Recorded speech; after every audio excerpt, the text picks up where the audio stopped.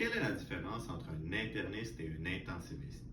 La meilleure façon que j'ai trouvée pour répondre à cette question complexe, c'est de vous faire un diagramme de Venn. On va prendre votre humble serviteur. Moi, je suis diplômé comme interniste, diplômé comme intensiviste, mais je pratique uniquement et exclusivement aux soins intensifs. Je suis ici, moi, OK? Numéro 1. Ça, c'est Joseph. J'ai une collègue qui s'appelle Gabrielle. Elle est, comme moi, diplômée dans les deux spécialités, mais quand elle ne travaille pas aux soins intensifs, elle travaille aussi comme interniste.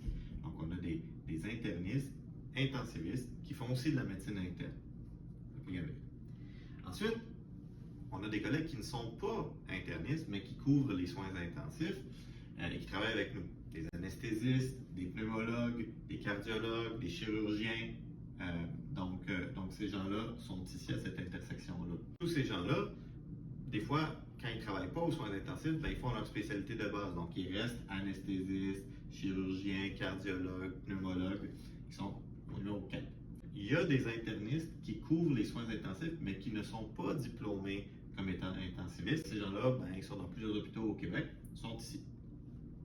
En 6, on a des gens qui travaillent aux soins intensifs, des médecins qui travaillent aux soins intensifs, mais qui ne sont pas diplômés comme internistes, ni diplômés comme intensivistes. Souvent, ce sont des médecins de famille qui vont couvrir des petites unités de soins intensifs et qui vont avoir un travail quand même essentiel. Ensuite, on a des diplômés intensivistes qui travaillent comme internistes. Et ça, souvent, ils vont être soit un étage de médecine interne ou ils sont des internistes qui ne font plus de soins intensifs parce qu'ils sont à la retraite ou parce qu'ils ont décidé d'abandonner leur pratique de soins intensifs.